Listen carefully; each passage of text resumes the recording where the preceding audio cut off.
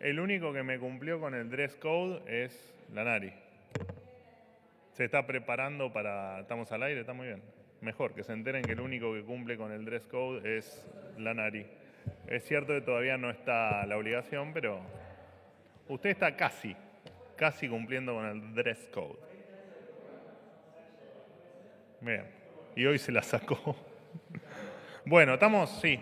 Bueno, buenos días a todos. Perdón por la demora.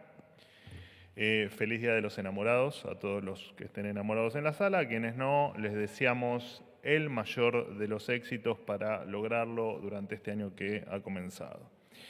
Bueno, en primer lugar, destacar, por supuesto, el magnífico resultado que arrojó el INDEC el día de ayer por el índice de inflación de enero del 2,2%.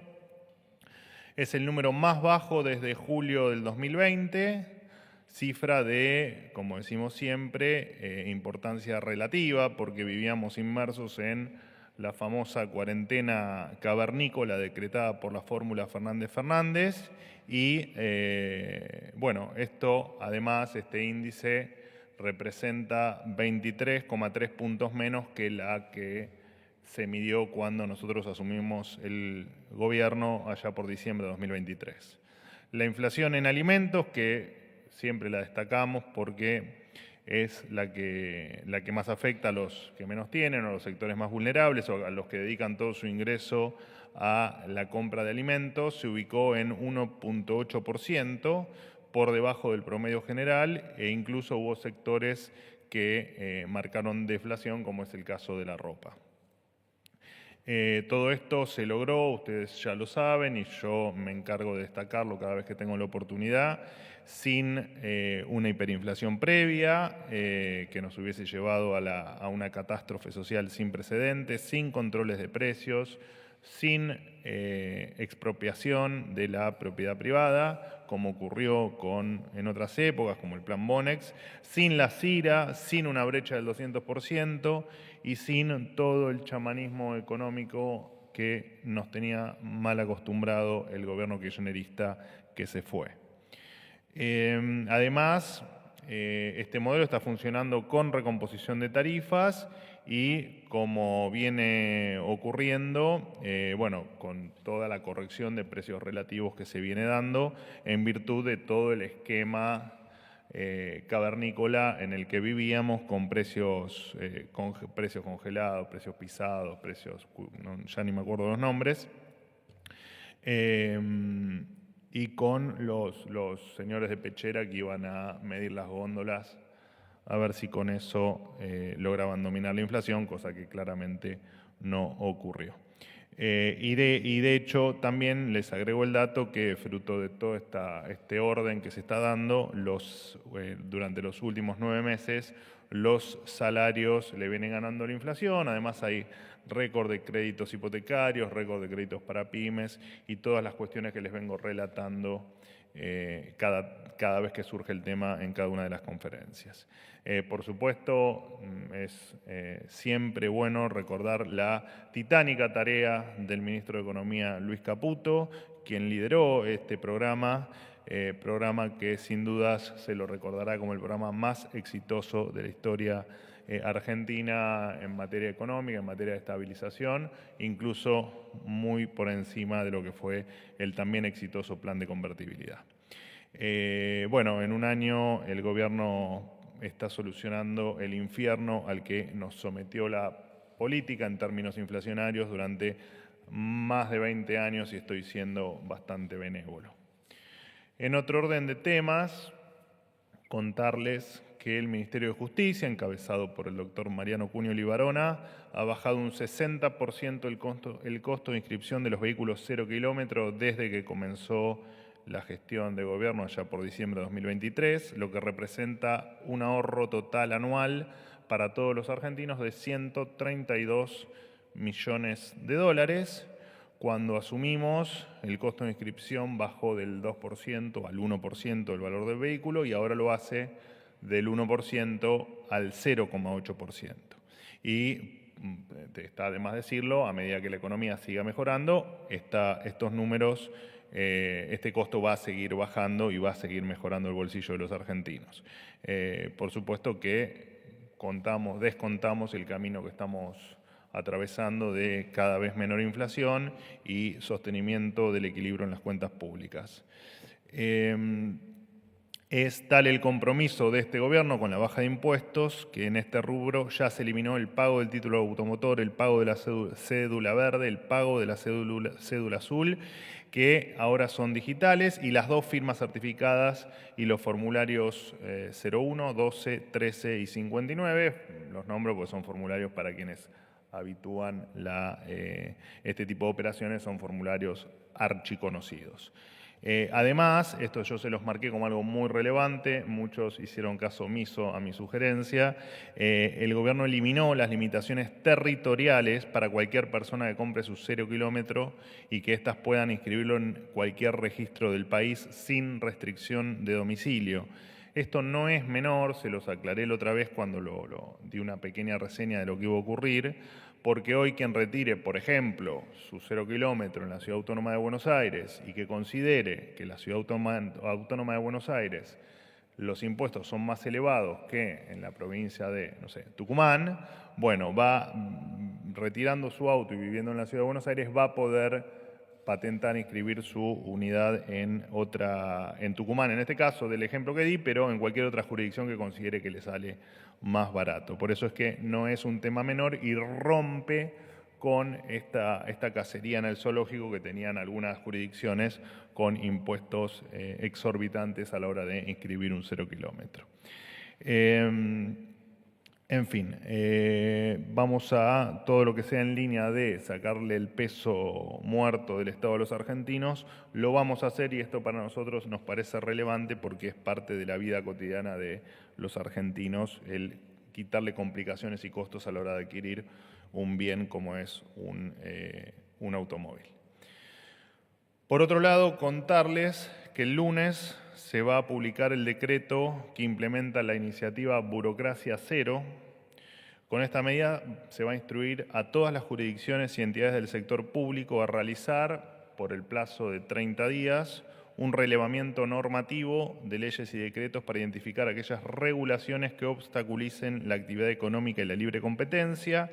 En el informe posterior van a tener, cada una de las jurisdicciones y áreas, van a tener que incluir las propuestas de derogación o modificación, por supuesto justificadas por su obsolescencia o por el sobrecosto para el sector productivo, o restricciones al mercado que sean absolutamente injustificadas, más allá de que, por supuesto, van a poder incluir lo que es la propia operatoria de cada una de las áreas para que ésta pueda ser más eficiente en vistas de lo que espera el ciudadano. El Ministerio de Desregulación y Transformación del Estado va a ser la autoridad de aplicación y tendrá la facultad de dictar las normas aclaratorias necesarias para garantizar la correcta implementación de este decreto. Como siempre decimos, y como lo dije recién por el tema anterior, retirar el peso muerto del Estado sobre la economía es ni más ni menos que liberar las fuerzas productivas de todos los argentinos. En otro orden de cosas, les quiero contar que Aerolíneas Argentinas confirmó una pérdida operativa de más de 390 millones de dólares para el año 2023, el último año de la administración Fernández. Además, durante los últimos 17 años, Aerolíneas Argentinas registró una pérdida operativa anual promedio de 400 millones de dólares, solo a título ilustrativo para que... bueno, ahí lo tienen en pantalla, y después creo que Javier se los va a repartir. Desde que se estatizó la empresa, no solo que todos los años tuvo pérdida, sino que además la pérdida acumulada es de 6.410 millones de dólares, que por supuesto pagamos entre todos los argentinos. Este es la primera vez que el fisco, que la empresa no le pide dinero al Tesoro Nacional para cubrir sus necesidades, y de hecho me voy a tomar el atrevimiento, porque repito, es histórico, la carta que se le presenta al secretario de Transporte Mogueta por parte de la empresa, donde es un poco más larga, pero tengo el agrado de dirigirme a usted en respuesta a la nota del 3 de diciembre de 2024, a fin de informarle que a esta secretaría que Aerolíneas Argentinas S.A. no va a solicitar ayuda financiera del Tesoro Nacional para el primer trimestre del presente año. Esto significa, por supuesto, un cambio histórico en lo que representa no solo a Aerolíneas Argentinas, sino al manejo de las empresas públicas o cómo el Estado maneja las empresas públicas. Esto se logró, como siempre decimos, gracias a la motosierra profunda, que incluyó la reducción del 15% del personal de Aerolíneas Argentinas y la eliminación de 50 cargos jerárquicos, 8 direcciones, 20 gerencias, además de lo que hemos repetido en innumerable cantidad de oportunidades en esta conferencia, el fin de los privilegios de los que gozaban los pilotos como pasajes gratis para sus familias en clase ejecutiva y los traslados en remises. Sanear las cuentas de toda empresa pública deficitaria es un paso indispensable para su irremediable privatización. Por último, contarles que el Gobierno Nacional tomó la decisión de privatizar la compañía Corredores Viales Sociedad Anónima bajo la modalidad de concesión de obra pública por peaje. A partir de este modelo se va a promover el desarrollo de obras de infraestructura a través de la participación del sector privado, que se va a encargar de ejecutar las obras y gestiones necesarias a su propia cuenta y riesgo a cambio del derecho de exigir el cobro de un peaje a los usuarios. La Agencia de Transformación de Empresas Públicas, ATEP, dependiente del Ministerio de Economía, va a ser el área encargada de adoptar las medidas necesarias y concretar las siguientes acciones. La extinción por mutuo acuerdo de los contratos de concesión vigentes de 10 tramos asignados a corredores viales, que comprenden diferentes rutas nacionales conforme a lo establecido en cada uno de los contratos de concesión. La ejecución de los procedimientos de selección para la celebración de los contratos de concesión de obra pública sobre los referidos corredores. La disolución y posterior liquidación de corredores viales, una vez adjudicados y perfeccionados los contratos de concesión con las empresas que resulten seleccionadas. De esta manera, el sector privado va a encontrar mejores mecanismos para la subcontratación de las obras sin las restricciones que significaba la Ley de Obra Pública. Más competencia en el mercado va a implicar, además, por supuesto, mejores precios. A modo de repaso, en el comienzo de la gestión, el 45% de la totalidad de la traza que operaba corredores viales estaba en un estado malo o crítico. Los contratos de obra estaban paralizados y el atraso tarifario era de un 45% en relación a la tarifa técnica. Por otro lado, Corredores Viales registró un resultado económico negativo en 2023, con una deuda con proveedores de 142.000 millones de pesos y pérdidas acumuladas por 268.000 millones de pesos. En consecuencia, el Tesoro Nacional, o sea, todos nosotros, todos los argentinos, aportaron 301.000 millones de pesos con los magros resultados que les comenté anteriormente. De esta manera, y tal como señaló el presidente, el Estado deja su rol de administrador y constructor vial para asumir funciones de promotor y supervisor de la actividad que desarrolla el sector privado. La patria contratista, muchachos, se terminó, donde subían los peajes mientras las rutas se caían a pedazos. Además está mencionar que estos procedimientos se fundamentan en el cumplimiento de la Ley Bases, que declaró sujeta a privatización a la empresa Corredores Viales Sociedad Anónima. Bueno, perdón por lo extenso, los escucho. ¿Qué tal, vocero? ¿Cómo está? Muy bien. Me alegro. Sofía Rojas para la Agencia Noticias Argentinas. Quería consultarle cómo tomaron las declaraciones del nuevo subsecretario de Ambiente, Fernando Brom, que reconoció que el gobierno falló en la prevención de incendios y que dijo además, y leo textual, que muchas veces no están los recursos en el lugar y en el momento que tienen que estar y que además es una obligación humana cuidar el planeta porque es la casa en la que vivimos. Quería preguntarle si después de las críticas el presidente lo ratifica en el cargo, sobre todo teniendo en cuenta esta tendencia de tal vez expulsar o marginar a los que no actúan o opinan en sintonía. Y si me permite una segunda, hoy el jefe de gabinete, Guillermo Francos, contó temprano en una entrevista que ayer en la reunión de gabinete el presidente hizo mención a la salida de funcionarios del gobierno. Quería pedirle si puede precisar el mensaje que dio porque no terminó de quedar muy en claro. Gracias. Bueno, no te queda muy en claro porque tal vez no estuviste en la reunión de gabinete. Ahora Sí, pero él hizo una breve mención que dijo algo así como que dicen que no quiero que piensen que tienen que tener miedo, pero no lo desarrolló, entonces no terminó. Ok. Ahora te lo desarrollo. Con respecto a quien todavía no es funcionario y quien todavía no ha asumido, bueno, nada, son las expresiones de alguien que no se ha interiorizado todavía en la función y en efectivamente qué es lo que ha hecho, todo lo que hemos hecho en función de el problema de los incendios o la catástrofe de los incendios. Así que no es ni más ni menos que eso, se pondrá en contacto con la profundidad de los temas y en el caso de que, bueno, a partir de cuando asuma, que te repito, todavía no es funcionario, por lo tanto le falta información como para poder dar una conclusión certera de lo que ocurre. Con respecto a tu segunda pregunta, bueno, a ver, creo que lo he dicho yo, incluso, no sé si en la conferencia o en alguna entrevista que me han hecho, pero te vuelvo a repetir un poco cuál es la filosofía del presidente. Nosotros, el plan del presidente es claro, lo expresa con, te diría, extremada claridad en las reuniones de gabinete.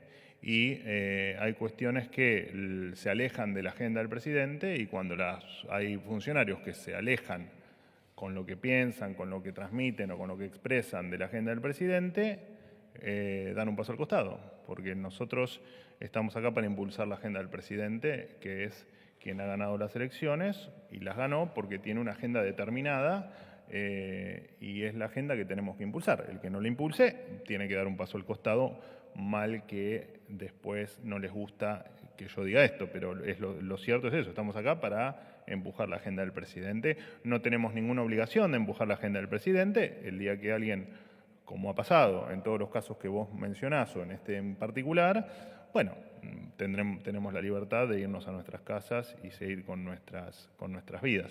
Pero en el mientras tanto, supongo que te referís específicamente a la declaración de los Heros. El presidente tiene muy en línea cómo son los tiempos y cuál es cómo se va a ir dando cada una de las reformas.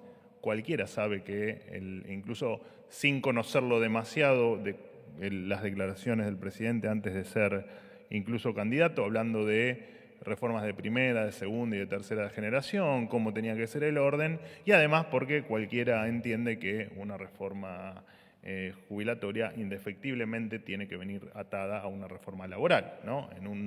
En un contexto donde falta todavía mucho por hacer. Así que no sé qué es lo que, por ahí si necesitas que te aclare algo más con respecto a lo conceptual. No, porque el tema ya es viejo, va.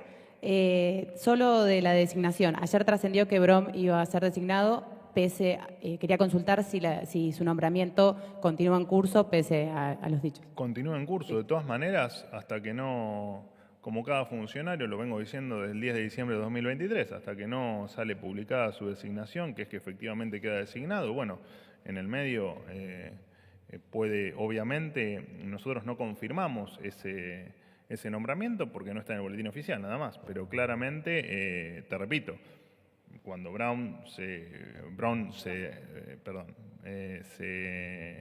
efectivamente se adentre, digamos, tome conocimiento de cómo fuimos manejando todo el tema, la gran cantidad de ayuda y todo el soporte que hemos dado a un tema que, como dijimos, ¿no? Es un tema que nosotros respondemos a la solicitud de las diferentes jurisdicciones. Bueno, seguramente tendrá una opinión más atinada de qué es lo que vino pasando con respecto a eso. No sé si fui claro, pero... ¿Qué tal? Manuel Silvia Mercado de Radio High. ¿Me estás filmando? Salud. Sí, ¿puede ser? Sí. ¿Te molesta? No, para nada. Me parece gracioso. Bueno, primero te quería preguntar sobre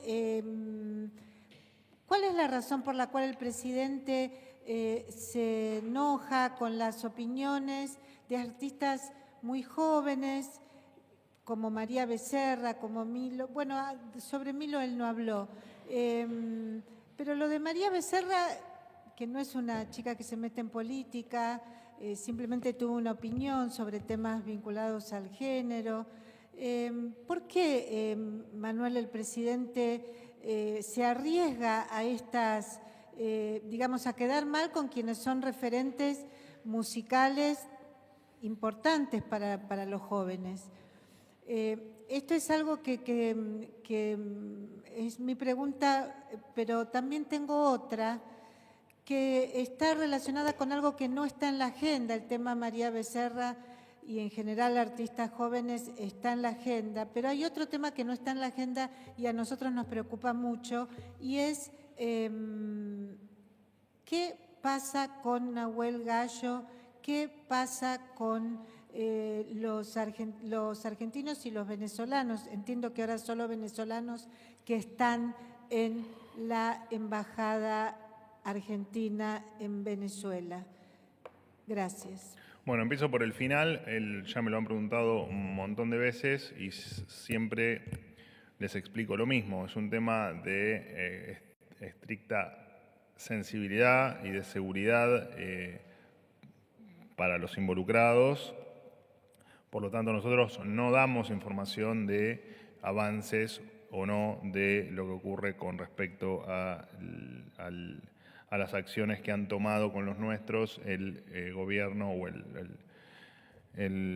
los dictadores venezolanos. Así que no te la puedo contestar la pregunta por un tema de seguridad.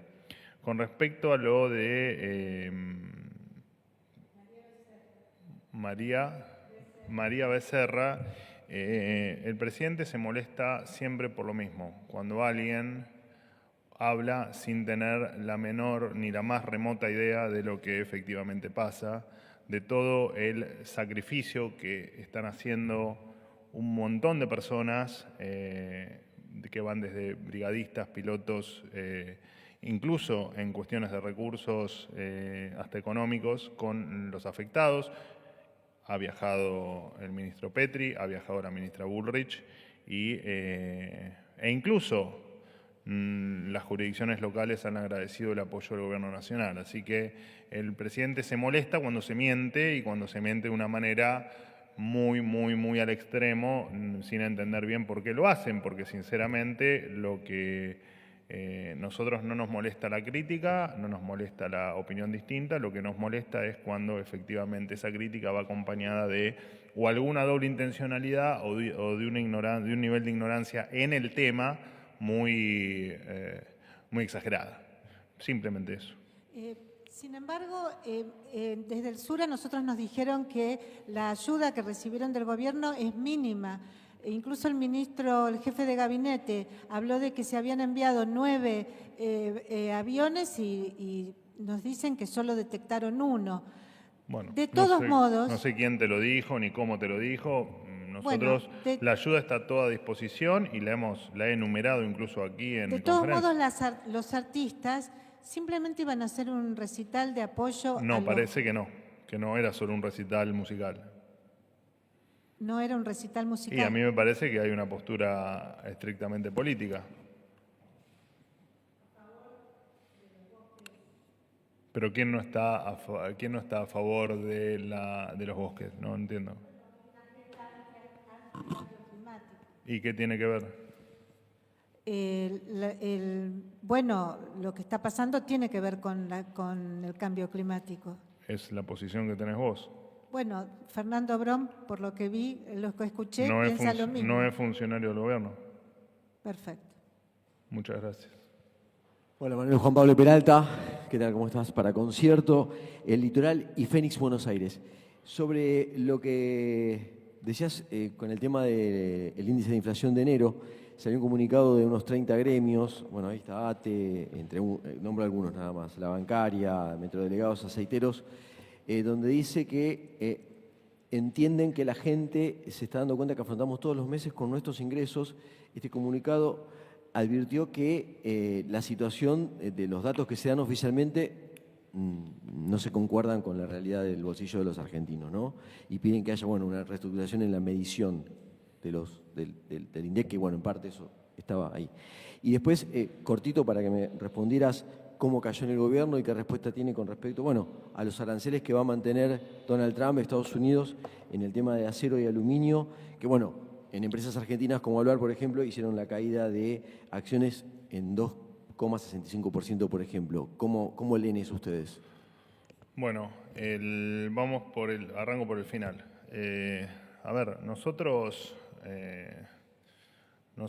tenemos un diálogo excelente con la administración Trump y son todos temas que van a estar en agenda y que vamos a ir discutiendo y tratando de solucionar, digamos, y de avanzar en los diferentes temas. Nuestro objetivo primordial es avanzar en el Tratado de Libre Comercio con Estados Unidos y en el marco de ese avance, que por supuesto lleva tiempo, y no es algo de un día para el otro, todo lo vamos a conversar y todo vamos a tratar de que tenga el mejor impacto para la República Argentina.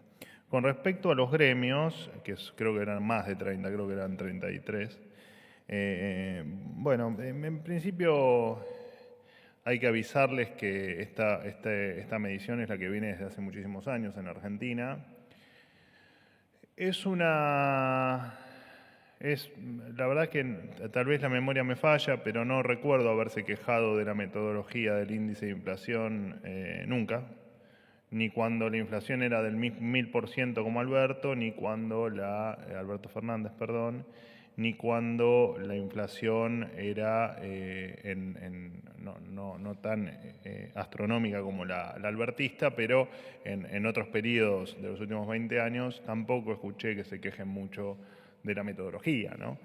Lo que pasa que, es como todo. Primero se quejan de la inflación. Vas solucionando la inflación, se te quejan de la metodología.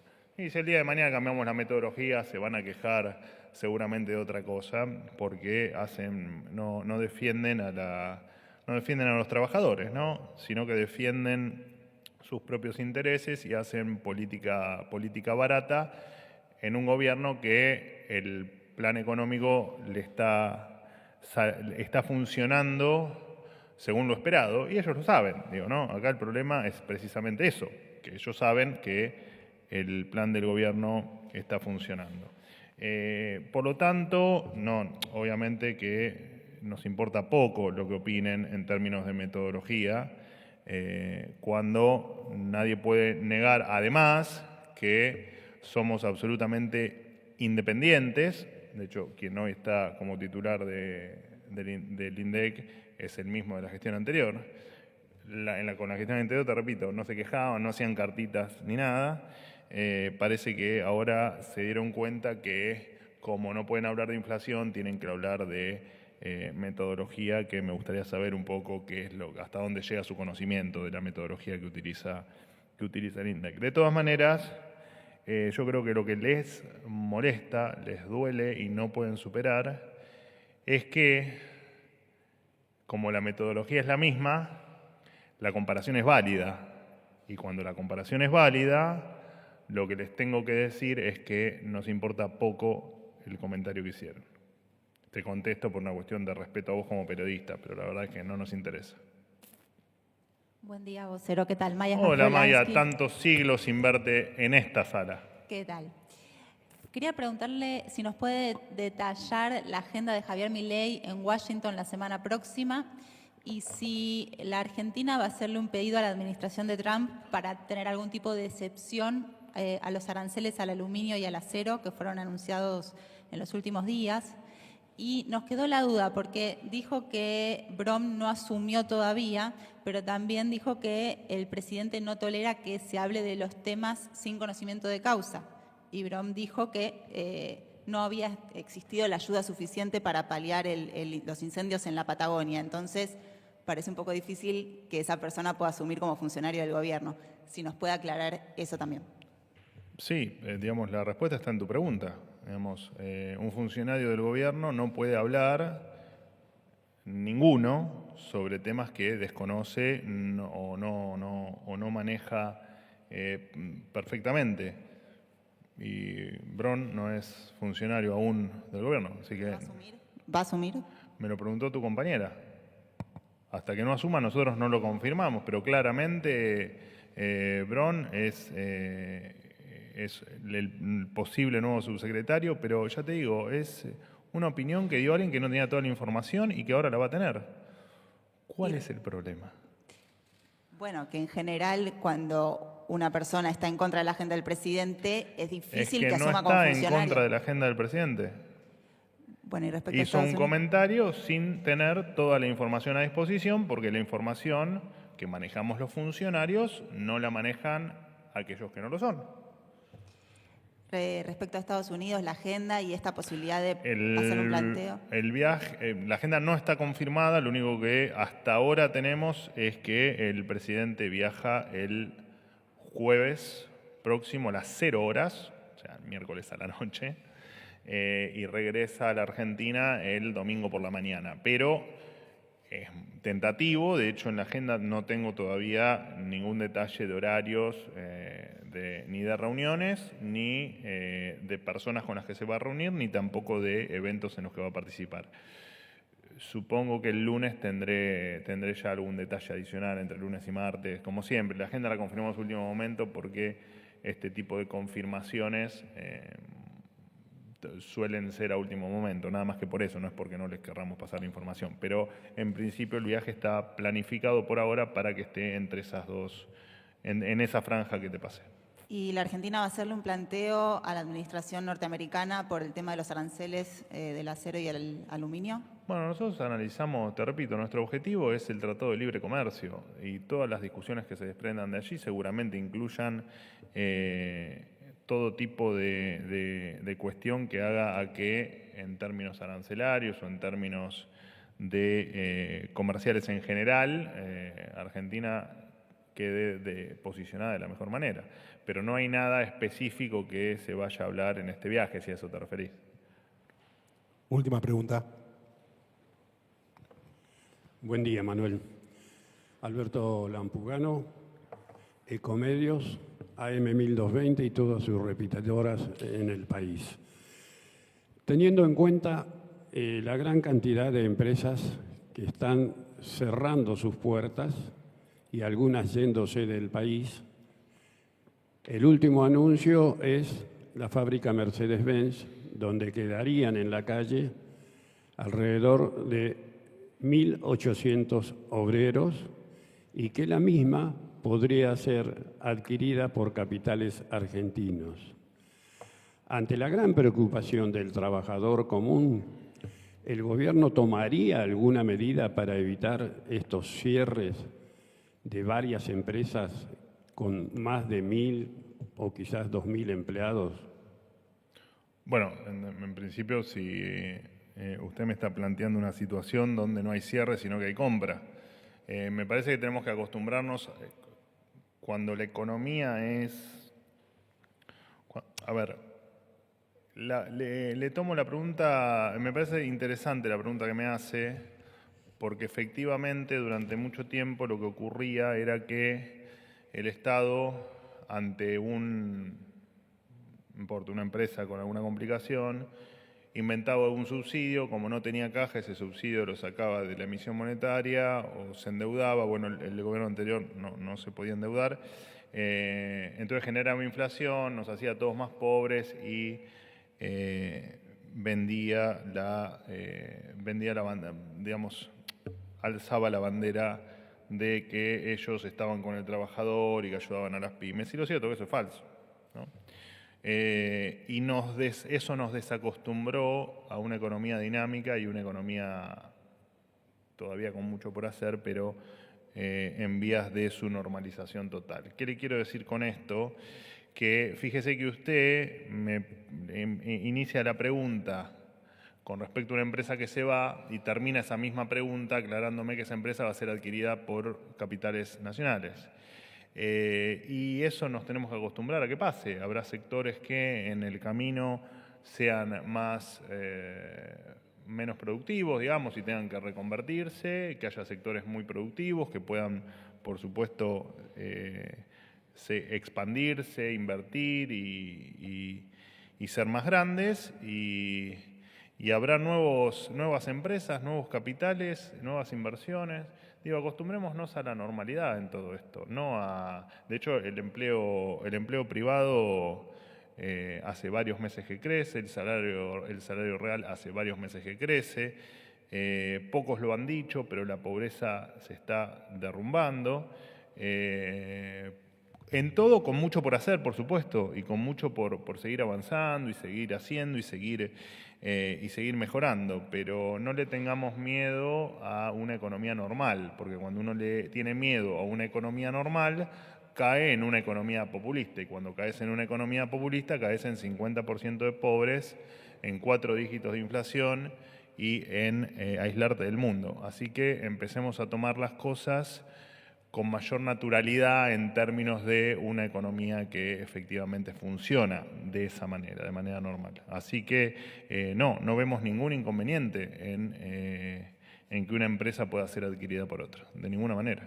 Lo que llama mucho la atención es que entre el supuesto directorio nacional estarían empresarios de mucho peso, mucho poder económico, como Peralta y también Alfonso Pratgay. Pero son decisiones empresarias, ¿no? Nosotros no intervenimos en el sector privado. Cada uno es como que yo le pido a usted que no se vaya de su radio en búsqueda de una radio mejor o que no se vaya a dedicar a jubilarse. Digo, cada uno toma sus propias decisiones y en el ámbito empresario es exactamente lo mismo. Las empresas van a buscar rentabilidad, esto hay que aceptarlo, no está mal buscar rentabilidad, no está mal ganar plata y no está mal hacer todo lo posible por crecer, y es una lógica distinta. Por supuesto que uno de los grandes hitos del kirchnerismo fue adormecernos o adormecer a buena parte de la sociedad, haciéndonos creer que si el Estado no interviene,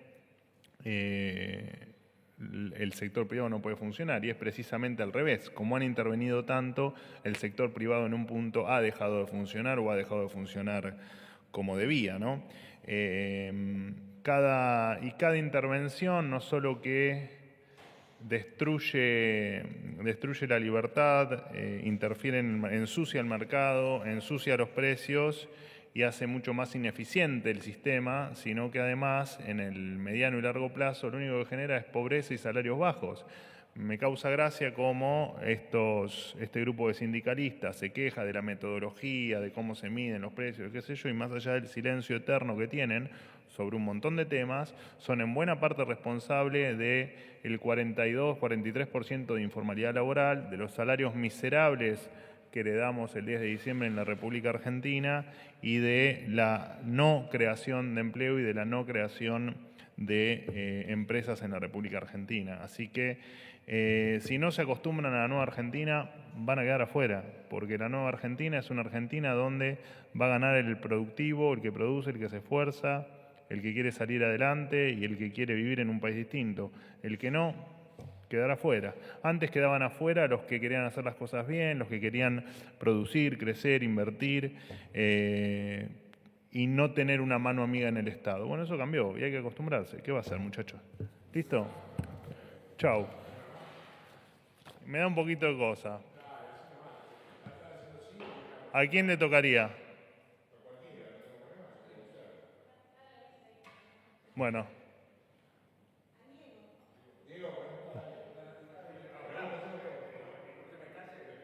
A ver, Julián.